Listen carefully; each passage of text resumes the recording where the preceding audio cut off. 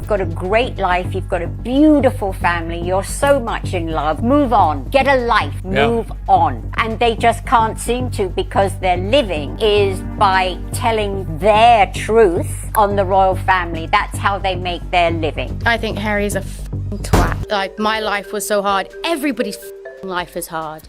Yeah, you were the prince of a goddamn country who dressed up as a They are under the impression they have big thoughts. Big thoughts. Like Meghan and Harry, I've listened to both of them talk. Garden variety retard. And nobody is a realer housewife than Meghan Markle, who married this ginger retard and took him out of his racist family so that they could live in Beverly Hills or wherever the fuck they live. Harry and Meghan say they'd now like to split their time between spending your money in the UK and spending your money in Canada. Then Sharon said something that summed up their entire existence. I think they're totally lost. 1 minute they're making a cartoon, then a documentary, then they're saving the world. They just haven't found their path yet. And honestly, she nailed it. Every project, from Archewell Audio to American Riviera Orchard, ends the same way. Hype, a few headlines, and then silence. It's like they're throwing spaghetti at the wall, hoping one of those passion projects sticks. Curtsy, the thing she said about medieval times, her lunch with the Queen was like medieval times, which, as you know, is a Disney-type entertainment place for kids. And it's just so horribly disrespectful and just a one. Spoiler, none have. Even British comedy shows are parodying them now. In California, we're just a regular couple living close to Oprah and far from the paparazzi. Woo,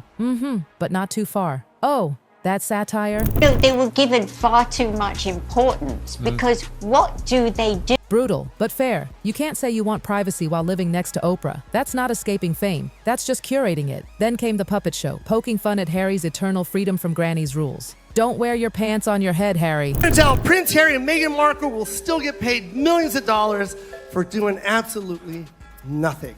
And that's just by Netflix. Don't bathe the butler, Harry. It was savage. But the kicker? The puppets captured the real tragedy. Harry acting like a rebellious teen in his 40s, thinking freedom means chaos. You've been handed the world and every major contract, you had podcasts, you have all of this, and you didn't deliver because you... There's nothing to deliver. Yeah, because you don't have it. And that's okay. And I think they do have a right to privacy, but that doesn't seem to me what they're looking for. Cuddly, lovey, holding hands, going everywhere together. It's so disingenuous. It's like, come on. If I want to play polo in my living room, who's going to stop me? Stop that right away, me.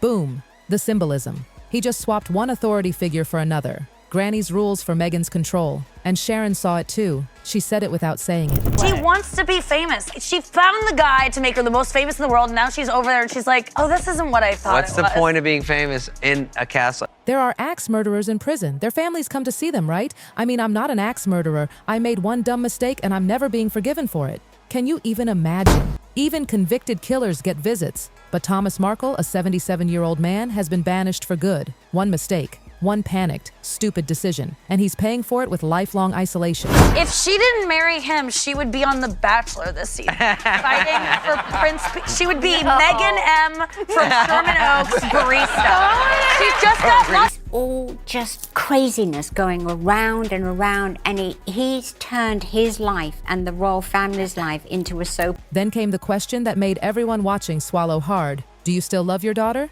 And his answer? Soft, shaking, and painfully sincere. Of course I do. I love my children. I love my other daughter. I love my son. Of course, I love them. Then came the dagger. Do you think she still loves you? He paused, then said, I haven't spoken to her since I was laying in a hospital bed 2 days before they got married. I think they're totally lost. You know, 1 minute they're making a cartoon, then they're doing a documentary on them, now they're saving the world. They just haven't found their path in life. Just think about her children. They have no family. They have their grandmother, Meghan's mum. That's it. There's no cousins, no aunts and uncles, no other grandparents.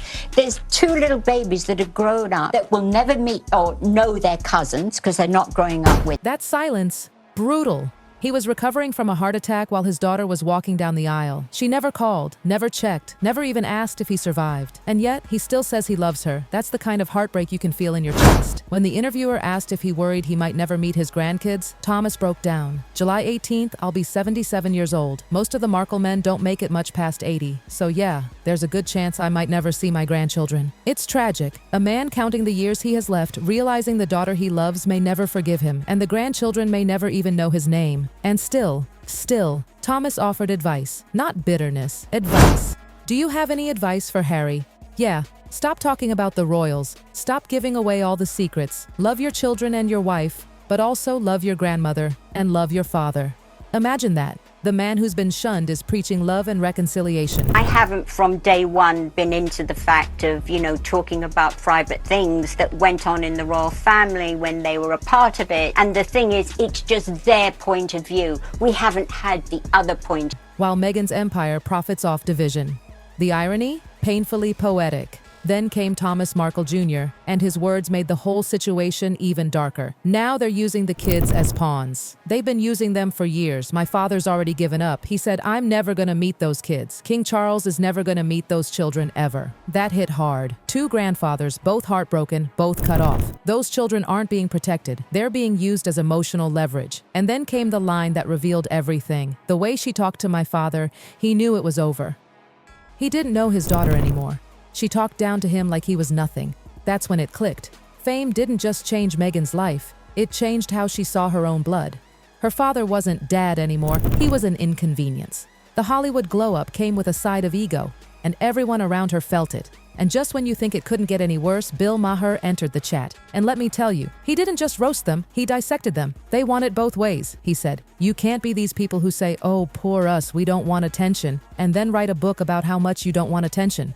Oof, mic drop. Bill exposed the biggest contradiction in the Meghan-Harry saga. You can't preach privacy while selling your trauma on primetime. He called it exactly what it is. Hypocrisy wrapped in a victim narrative. Every documentary, every interview, every tell-all chapter, all of it undermines the very thing they claim to want. Peace. Then Maher took it even deeper. They just strike me as creatures of that generation, he said. You're just fragile.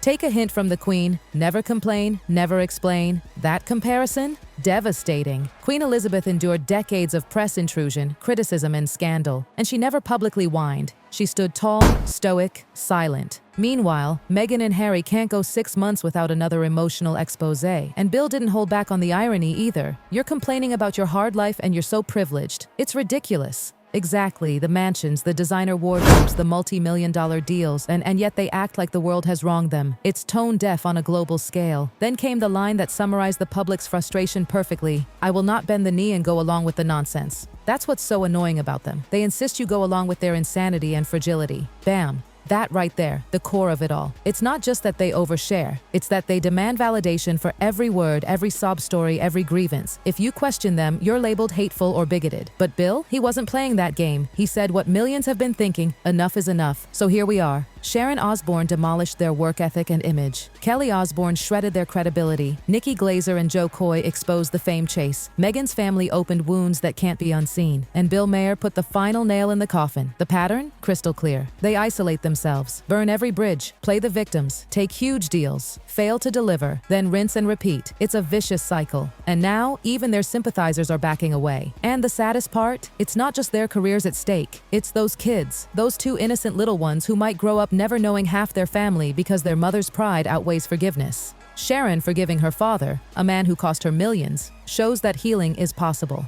Meghan, meanwhile, can't forgive a man who cost her nothing but embarrassment. That's not empowerment, that's ego. And Bill Maher's closing thought still echoes across the internet. They don't just want to live their truth, they want everyone else to worship it. Agree, or you're the enemy. That's why their empire is crumbling. Because truth doesn't need validation, it just needs consistency. So after all the documentaries, interviews, and royal drama, the question lingers in every fan's mind. Will Meghan ever forgive her father before it's too late? Or has she burned that bridge forever? Because if Sharon's prediction is right, if this ends the way every Hollywood downfall does, then Meghan and Harry's story won't be remembered as a love story. It'll be remembered as a warning about what happens when fame matters more than family, and validation matters more than peace. So tell me, do you think there's still hope for reconciliation? Or are these royal bridges burned for good? Drop your thoughts below and stay tuned for more royal chaos, because honey, this soap opera isn't over yet.